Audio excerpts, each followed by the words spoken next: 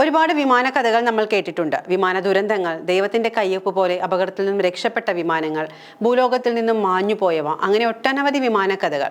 എന്നാൽ ചരിത്രത്തിൽ പ്രേത വിമാനം എന്ന ദുഃഖകരമായി അടയാളപ്പെടുത്തിയ ഒരു വിമാനമുണ്ട്. 2005 ഓഗസ്റ്റ് 14 സൈപ്രസിൽ നിന്ന് ഏതൻസിലേക്ക് പുറപ്പെട്ട ബോയിങ് 737 വിമാനം 2005 ഓഗസ്റ്റ് 14 ഒരു പ്രഭാതത്തിൽ സൈപ്രസിലെ ലാനാർക്ക അന്താരാഷ്ട്ര വിമാനത്താവളത്തിൽ നിന്ന് ഏതൻസിലേക്ക് ടേക്ക് ഓഫ് ചെയ്തയുടൻ തന്നെ വിമാനത്തിലെ ഒരു ജീവനക്കാരൻ ഒഴികെ എല്ലാവരും ബോധരഹിതരായി. പിന്നീട് വിമാനം പൂർണ്ണമായും ഓട്ടോ പൈലറ്റ് സംവിധാനത്തിൽ നിയന്ത്രണമില്ലാതെ പറന്നു.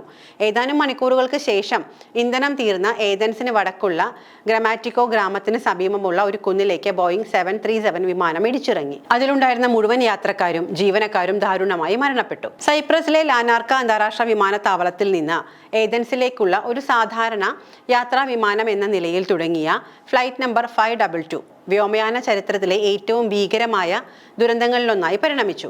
പ്രാദേശിക സമയം രാവിലെ 9:07 യാത്ര ആരംഭിച്ച ഈ വിമാനത്തിൽ പറന്നുയർന്നതിന് തൊട്ടു പിന്നാലെ എയർ കണ്ടീഷനിംഗ് സംവിധാനത്തിൽ ഒരു തകരാർ ജീവനക്കാരൻ റിപ്പോർട്ട് ചെയ്തു.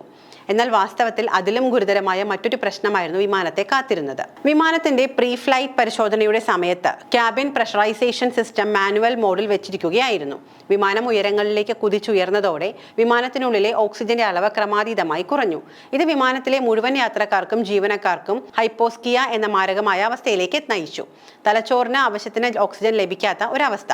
വളരെ പെട്ടെന്ന് തന്നെ പൈലറ്റുമാർക്കും യാത്രക്കാർക്കും ബോധം നഷ്ടപ്പെട്ടു. ഈ സമയം വിമാനം ഏകദേശം 24,000 അടി ഉയരത്തിലായിരുന്നു. ലക്ഷ്യസ്ഥാനമായ ഏതൻസിന് മുകളിൽ എത്തിയ വിമാനം നിയന്ത്രണമില്ലാതെ വട്ടമിട്ട് പറന്നു. അടുത്ത 2 മണിക്കൂറോളം ഇത് ആകാശത്തിൽ തുടരുകയും ചെയ്തു. വിമാനവുമായുള്ള റേഡിയോ ബന്ധം നഷ്ടപ്പെട്ടതോടെ എയർപോർട്ട് അധികൃതർ അസ്വസ്ഥരായി. ഉടൻ തന്നെ എന്താണ് സംഭവിക്കുന്നത് എന്ന് അന്വേഷിക്കാൻ ഗ്രീക്ക് വ്യോമസേന 2 യുദ്ധവിമാനങ്ങളെ അയച്ചു. ഏതൻസിന് സമീപം വിമാനം കണ്ടെത്തിയ ഫൈറ്റർ പൈലറ്റുമാർ കണ്ട കാഴ്ച അങ്ങേയറ്റം ഭയാനകമായിരുന്നു. വിമാനത്തിന്റെ ക്യാപ്റ്റൻ ഇരുന്ന സീറ്റ് ഒഴിഞ്ഞു കിടക്കുകയായിരുന്നു. സഹ പൈലറ്റ് ആകട്ടെ കൺട്രോൾ സിസ്റ്റത്തിന് മുകളിലേക്ക് ചരിഞ്ഞ നിലയിലായിരുന്നു.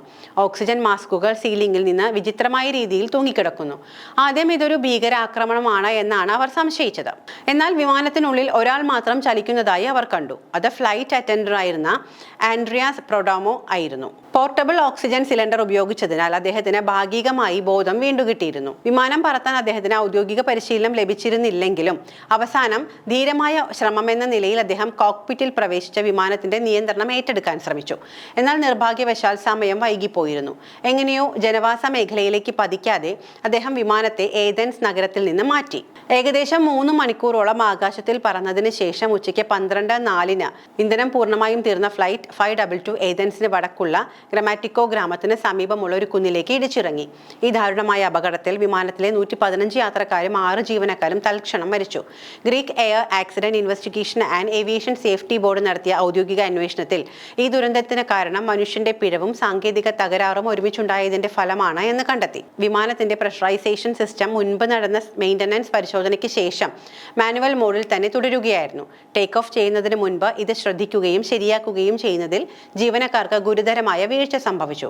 ഈ വിമാനത്തിലെ മിക്ക യാത്രക്കാരും സൈപ്രസിൽ നിന്നുള്ളവരായിരുന്നു. അവധിക്കാലം ആഘോഷിക്കാൻ പോവുകയായിരുന്ന 91 പേരിൽ കുട്ടികളും കുടുംബങ്ങളും ഉൾപ്പെടുന്നു. ഈ ദുരന്തം വ്യോമയാന ചരിത്രത്തിലെ ഒരു കറുത്ത അധ്യായമായി ഇന്നും ഓർമ്മിക്കപ്പെടുന്നു.